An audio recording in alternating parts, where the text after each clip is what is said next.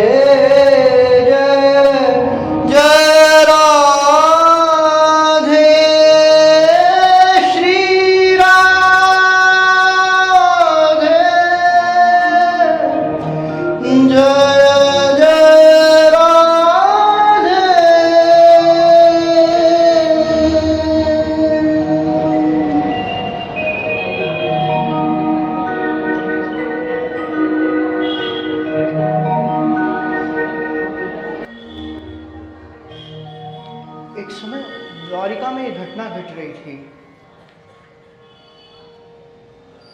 क्या हुआ कि उद्धव जी स्वयं बृहस्पति के शिष्य हैं। उद्धव जी बृहस्पति महाराज से शिक्षा प्राप्त करिए, ज्ञान में अग्रगण्य, ऐसा ज्ञान देते हैं कि प्रभु भी इनके आगे नतमस्तक हो जाता है कि उदो का ज्ञान की पोटली लिए फिरते हैं। उदो सदा ज्ञान की पोटली सिर पे लिए फिरते हैं, पर ज्ञान भी इतना अच्छा कि वेदांत शास्त्रों का ज्ञान बहुत सुंदर ज्ञान है। और प्रभु के अंतरंग सलखा है।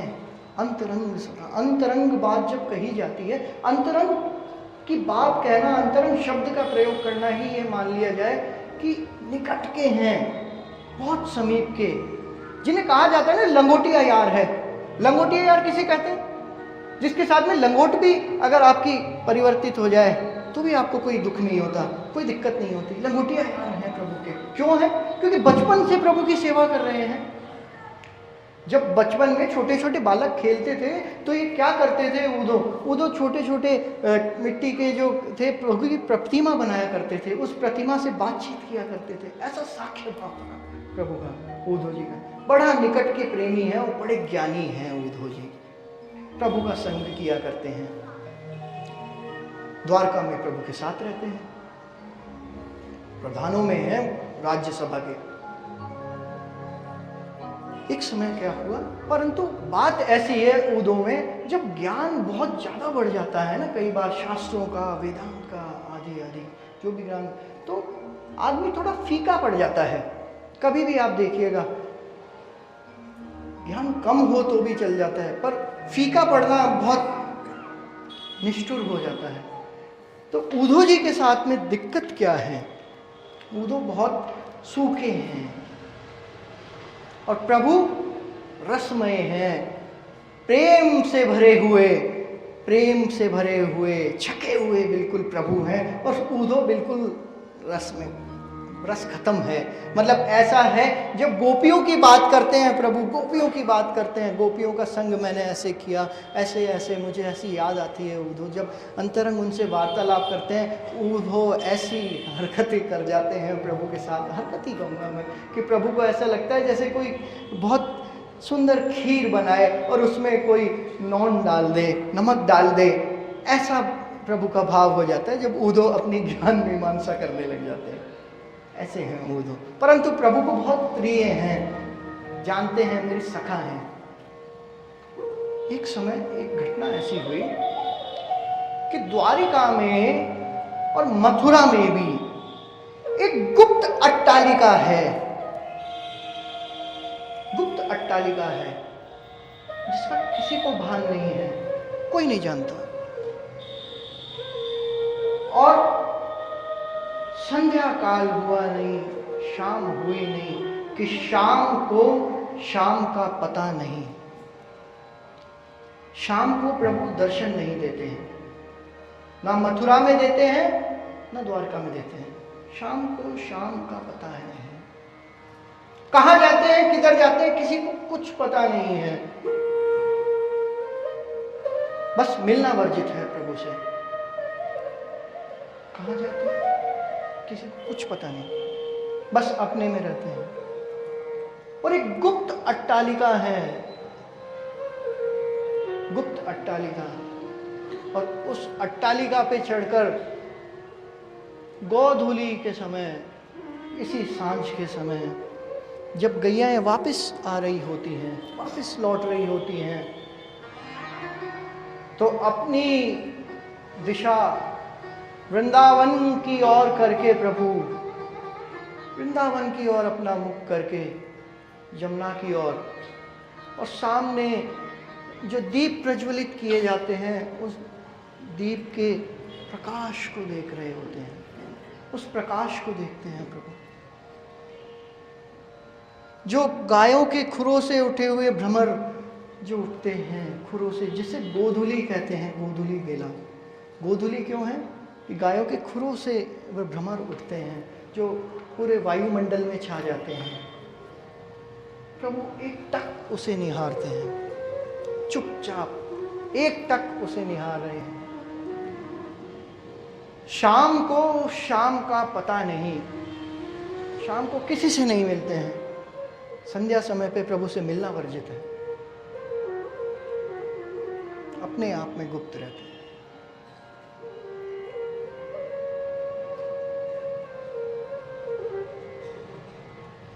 एक टक यमुना के पार उठी उस गोधूली के भ्रमर को निहार रहे हैं प्रभु। उस समय जैसे गोधूली के समय चंद्र आसमान पे उदय दीप्त होता है, और प्रभु उस अट्टालिका पे चढ़े हुए और सिर्फ उस यमुना की ओर निहारते हुए, श्री राधे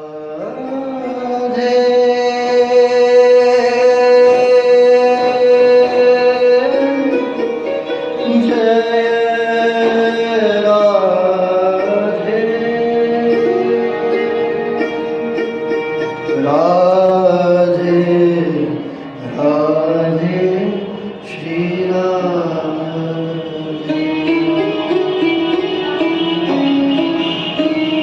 श्री राधे जय जय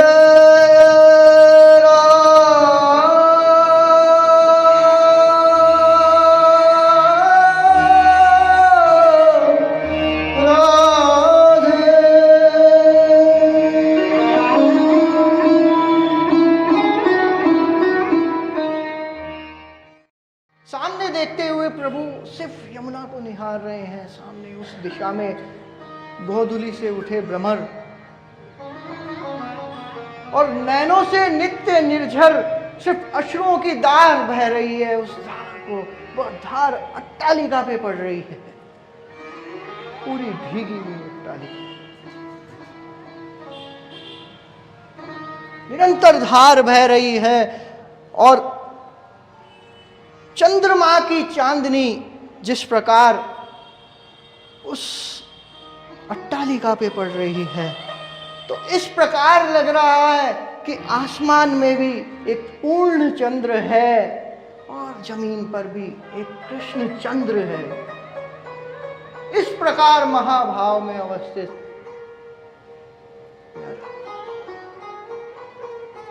एक समय क्या हुआ कि ये रोज का क्रम है प्रभु का, रोज जाते हैं, रोज उस अट्टालिका पे जाते हैं और वहां खड़े हुए पुकारते हैं, दोनों हाथ खड़े कर पुकारते हैं, राधे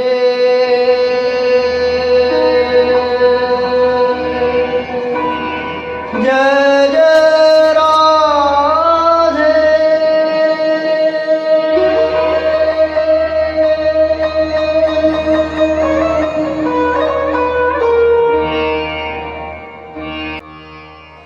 उद्धव के मन में एक दिन भाव आया कि प्रभु शाम को जाते कहाँ हैं, कहाँ निकल जाते हैं, पता ही नहीं पड़ता।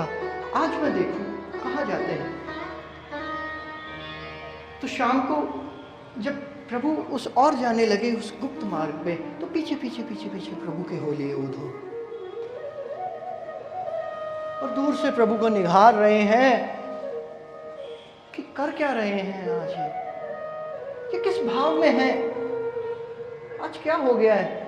क्या ये वही प्रभु है, वही कृष्णचंद्र है जो अभी थोड़ी देर पहले यहाँ पर ही जब द्वारिका की बात चल रही थी, सिंहासन पे आरूढ़ होकर और बड़े बड़े मंत्रियों के साथ में बात कर रहे थे, बड़े बड़े मंत्रियों के साथ में मंत्रणा कर रहे थे, ऐसा गरज रहा था वह सिंह के समान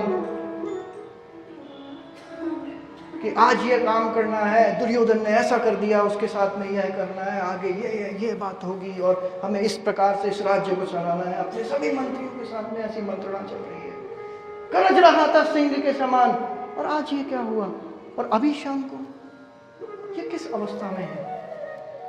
उधर ये देख रहे हैं, नजर मार रहे हैं, चुपचाप खड़े होकर उनको नजर आ रहे हैं, और प्रभु अपनी ध्यान अवस्था में वही निहार रहे हैं, और निहारते निहारते निहारते श्री राधे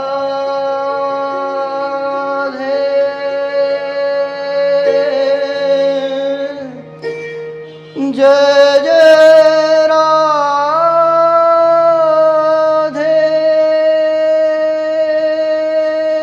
राधे श्री राधे श्री राधे श्री राधे श्री राधे। पुकारते पुकारते पुकारते पुकारते नैनों से निर्झर अश्रुधार बह रही है, उस अट्टालिका पे पड़ रही है। उद्धव को इसी प्रकार लग रहा है कि आसमान में भी एक चंद्र है और आज धरती पे भी एक कृष्ण चंद्र है। इस प्रकार लिखा है।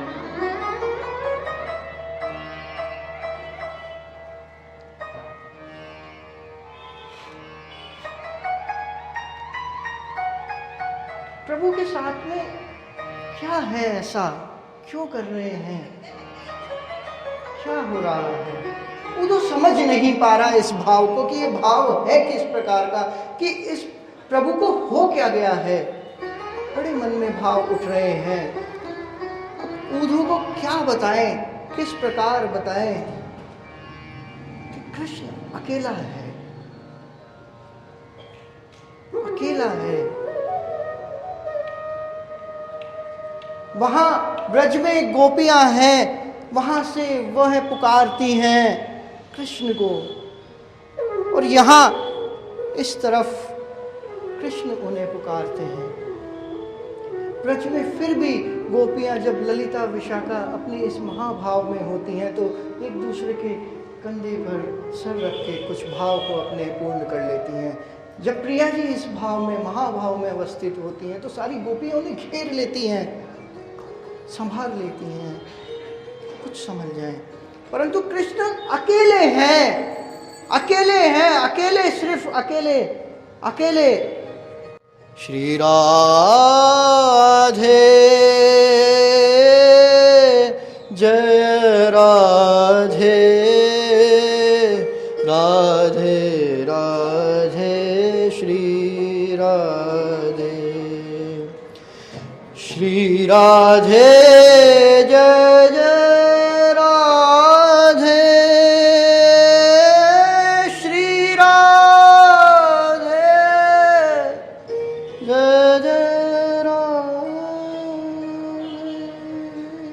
उस महाभाव में अवस्थित प्रभु, उस महाभाव में अवस्थित जो लांगदार अपनी धोती को पहनते हैं, धोती सदैव लांगदार स्वस्तिक के रूप में पहनी जाती है, स्वस्तिक बनता है। हम धोती पहनते हैं, स्वस्तिक बनता है। श्री राधे जय जय राधे। आहा, क्या भाव सुना था मैं। हम बड़े भागी हैं कि ऐसे भाव हमें सुनने को भी मिलते हैं। स्वस्तिक बनता है तो अपनी लांगदार धोती को, महाभाव में अवस्थित वह कृष्ण लांगदार धोती को खोलते हैं और उसे गोल गोल गोल गोल करके साड़ी के समान और अपने ऊपर से लेकर श्री राधे जय जय राधे।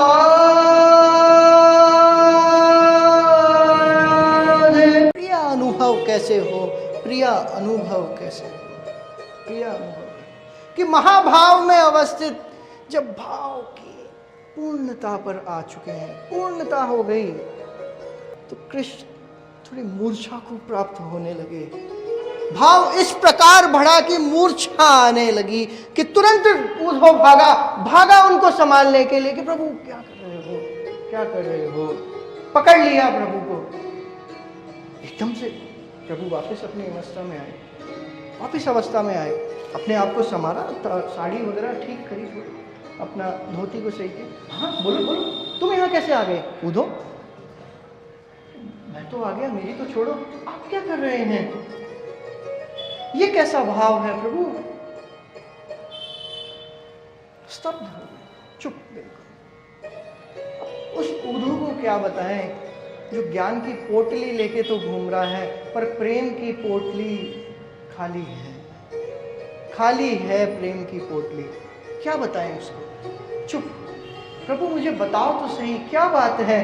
आप किस भाव में थे? आज सुबह हम मंत्रणा कर रहे थे, हमारे साथ कुछ और भाव में, यहाँ क्या बात है? ये क्या बात है? ये कौन सा भाव है जो आपने छुपा रखा है सबसे? हमें बताइए तो सही। जब बहुत पूछा, पीछे पड़ गया, तो वहां प्रभु ने कहा कि वो वहां रोती हैं, इसलिए मैं यहां रोता हूं। वो वहां रोती हैं, इसलिए मैं यहां रोता हूं। उन्हें लगता है कि मैं उन्हें छोड़ के चला गया।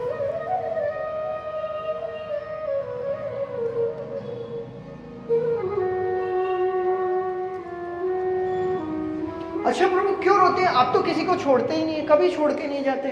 सब बोलते हैं कि आप किसी को छोड़ के नहीं जाते। आपने कहा छोड़? पर वो नहीं समझती हैं, उन्हें लगता है कि मैं उन्हें छोड़ के चला गया।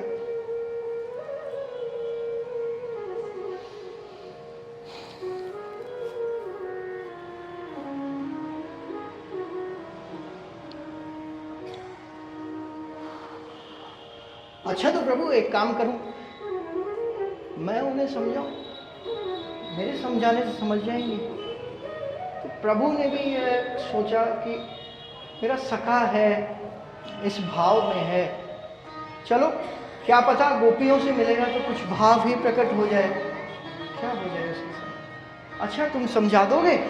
हाँ प्रभु कोशिश कर सकता हूँ। तो प्रभु ने अपना स्वरूप उद्धव को दिया।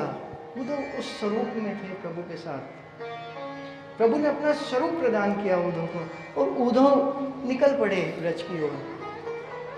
ब्रज की ओर निकले उद्धव, जाके नंद बाबा से मिले, यशोदा मैया से मिले, खूब गले लगे। उन्होंने उनकी बाल लीलाओं का दर्शन किया, कि किस प्रकार प्रभु वहाँ पर बाल लीला किया करते थे, किस प्रकार क्रीड़ा किया करते थे।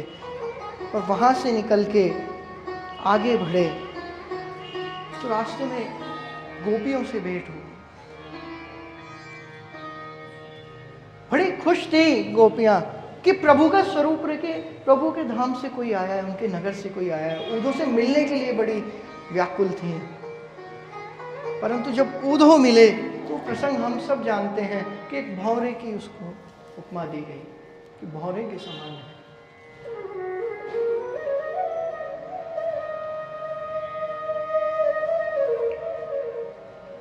मधुपति तव बंधो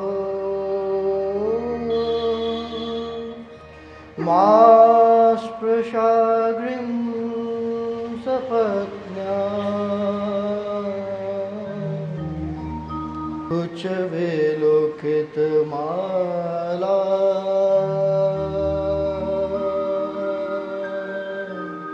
कुमकुम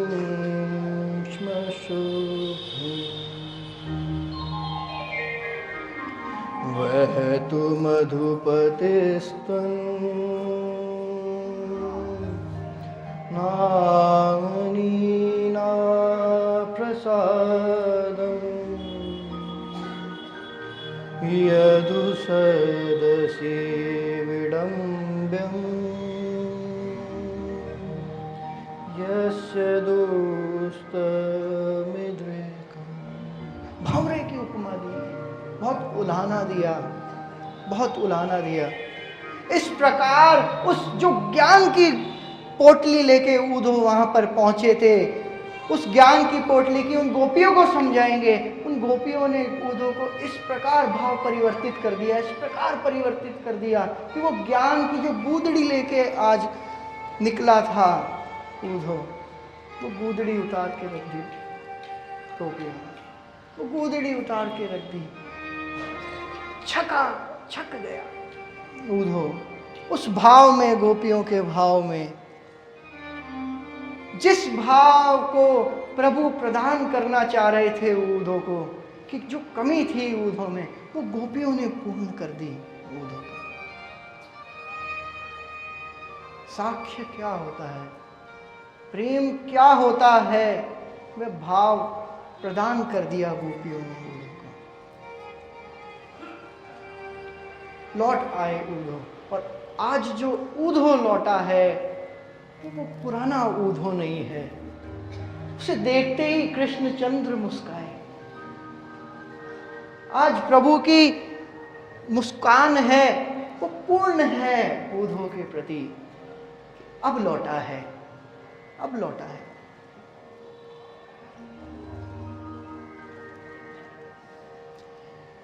कृष्ण के साथ ऊधो के भी उसी प्रकार आंसू हैं। इस प्रकार इस समय जैसे कृष्णचंद्र के आंसू हैं गोपियों के विरह के, उसी प्रकार ऊधो के आंसू है। ऊधो गोपियों के समान उलाहना दे रहे हैं प्रभु को कि आपने उनके साथ अच्छा नहीं किया, आपने उनके साथ बिल्कुल अच्छा नहीं किया। प्रभु उनको बोलते हैं कि जिनसे मैं बहुत प्रेम करता हूँ, बहुत सामीप्य होता है ऊधो, उनको मैं अपना सबसे दिव्य प्रसाद दे देता हूँ। क्या प्रसाद है प्रभु? मैं उनको अपना विरह दे देता हूँ। मेरा विरह व्याकुल, विरह में व्याकुल जब मनुष्य होता है तो सतत उसी का चिंतन करता रहता है, सतत उसी का चिंतन करता है। इसलिए मैं ऐसा करता हूँ। ऊधो बहुत रोए, कृष्ण के गले लग के रोए, बहुत रोए। ऊधो आज तुमको गोपियों ने वो पात्रता दे दी, जिस पात्रता की तुम्हारे में कमी थी वो पात्रता दे दी, मेरा सामीप्य दे दिया। तुम मेरे पास थे, मैं तुमसे अंतरंग वार्ता करता था, बहुत पास थे, पर वो बात नहीं थी, वो पात्रता नहीं थी तुमने। गोपियों ने तुम्हें वो प्रदान कर दिया है। ये मथुरा काजर की रेखा जे निकसे ते कारे, ब्रज के विरही लोग बेचारे।